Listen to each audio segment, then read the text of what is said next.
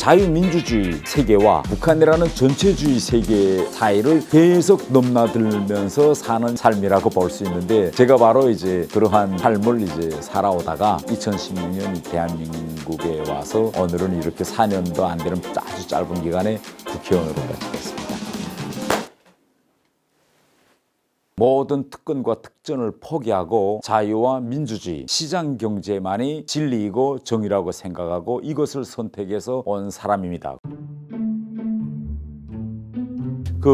저 사진은 지금 저와 함께 일하고 국회에서 일하고 있는 보좌진 그 사진입니다. 이 사진의 특징이 하나 있는데, 저와 우리 보좌진 간의 공통점은 뭔가면 분단 100년 전에 어떻게 한반도 통일은 꼭 이룬다, 이런 공통의 사명감을 가지고 일하고 있는 분들이다, 이렇게 제가 이야기할 수 있겠습니다. 저는 이 사진이 화제가 되면서 개인적으로는 대단히 좀 죄송스러운 분들이 있습니다. 송구스럽고. 화제가 된 것은 제가 그 변기 커버를 들고 서 있는 이것 때문에 화제가 됐는데, 현실적으로 그때 비좁은 그 작은 화장실에서 들어가서 일한 거는 우리 당의 김미애 의원님하고 윤주경 의원님들인데, 그 좁은 공간에서 손으로 볼을 쳐내고 그 다음에 거기서 나오는 가재도구들을 꺼내면 제가 내다 버리는 일인데, 실제 거기서 일한 분들은 저 언론에 이제 나오지 못해서 마치 도 이거 재수는 거미부를 했는데 돈은 주인이 받은 그런 이제 송구스러운 마음입니다.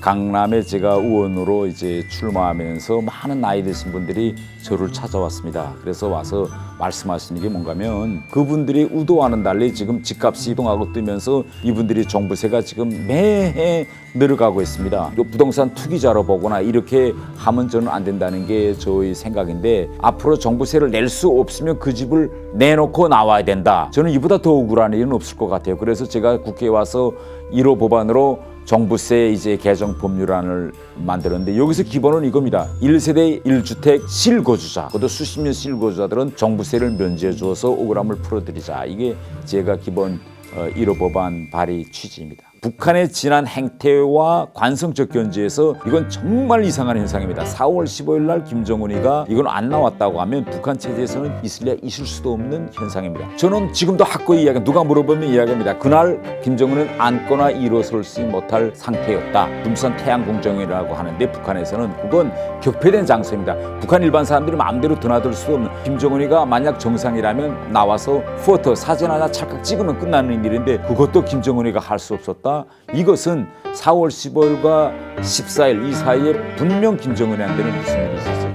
대북 정책과 외교 정책은 달라야 된다고 생각합니다. 외교라는 건 다른 나라들과 국가와 국가 사이에 하는 거고, 우리 대북 정책은 앞으로 하나가 될, 남과 북이 앞으로 하나가 되고 또 남과 북이 앞으로 화해하고 평화로 간다면 호상 바뀌어가는 과정을 통해서 하나로 저는 될 수 있다고 생각하는데, 이 과정은 이 상호 간의 진정성을 가지고 되어야 돼요. 될 건 되고 안 될 건 안 된다고 명백히 이야기해 줘야 됩니다. 예를 들면 이번 남북 연락사무소 폭파와 같이 재산이 날아나지 않았습니까? 날아났다면 정상국가라면 유엔이나 국제기구 같은 데다 이 문제를 상정시켜서 뭐 비판 결의안도 나오게 하든지 우리가 강한 모습을 보여야 됩니다. 그런데 또 이 당에서 정전선을 하자 이런 식으로 이렇게 하면 저지른 당사자인 김정은으로서는 이 정도 해도 괜찮은 거야 이렇게 오판할 수 있고, 밑에 김정은을 바치고 있는 대남 라인 자체도 오판할 수 있어요. 그래서 저는 합리적으로 우리가 정립한다면 비판적 관여로 가야 된다. 저는 이렇게 합니다. 대화도 하고 협력도 하지만은 비판할 때는 비판해야 된다. 이에서 비판적 관여 정책으로 가는 것이 가장 올바른 길이라고 생각합니다.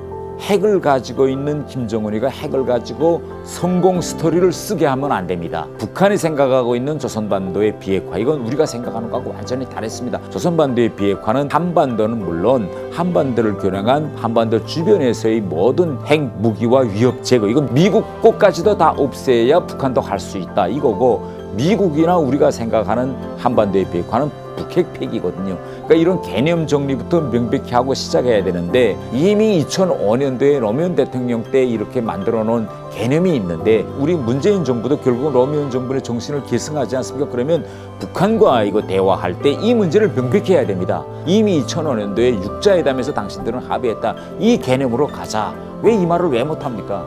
우리 한반도가 분단 100년은 넘지 않을 것이다. 그러면 지금부터 이제 25년 내에는 저는 꼭 이 북한에서의 체제 전환이 있습니다. 왜 있느냐 하면 우리가 북한 실정을 들여다보면 지금 김정은은 30대예요. 김정은을 바치고 있는 사람들은 다 60대 후반부터 80대 6.25를 겪은 사람들입니다. 북한에서 김정은 시스템을 바치고 있는 이 6.25를 겪은 세대들은 이 마음속에 이 미국이나 한국에 대한 그런 감정적인 증오감, 이것이 대단히 많이 깔려 있습니다.